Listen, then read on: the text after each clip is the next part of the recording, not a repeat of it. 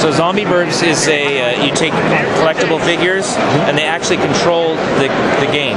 Okay. So each one has a unique ID and it unlocks the game and it controls the game with it. So you'll get 4 in a pack, and then one in the pack will actually be the one that controls the game. So we have 4 different packs, so you can unlock 4 different games, complete games.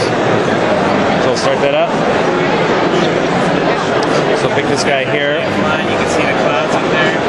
So what you do is you would lay down, I'll skip the cutscene. So I lay down some traps because I'm trying to stop the humans from kicking us out of the neighborhood. They think we want to eat their brains, and all we want to do is just eat trash.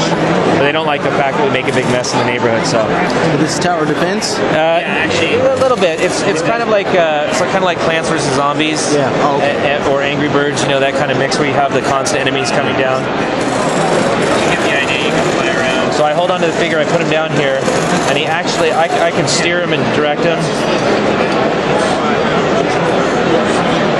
Yeah, I'll show you. We call this our Elite Command AR. And this is so where I aim is where he's shooting. Can you use more than one figure at the same time? No, you just use one at a time. Yeah. Once we turn this on, it's going to use. And they all have their own different Yeah. Right, in this build here, they're using the same power-ups, but in the final game, they're going to have their own powers and characteristics. So when I take it off, then it stops, but I put it back on. So and then you have a whole set of missions that unlock with those too. So one of the other ones we don't have a working prototype, but I can tell you about it. It's called a Kodamon, and a Kodamon is like a mix between Nintendogs, Pokemon, and Tamagotchi. And the idea is to we originally developed it for that. Is to create a game where it's like a social game where you raise a pet, but you raise it on a desktop just like you would see with these alien jailbreaks. I'll show you the video here and you get an idea. So you can play with a pet, you take a cat with a laser pointer and train them. You can feed them. You can play ball with them. But if they get too rough or they eat the wrong thing, like gremlins, they'll transform. And instead of being passive, cute little creatures, they get angry and upset. And you might want them like that. We might play Roughhouse and they can battle each other on the desktop.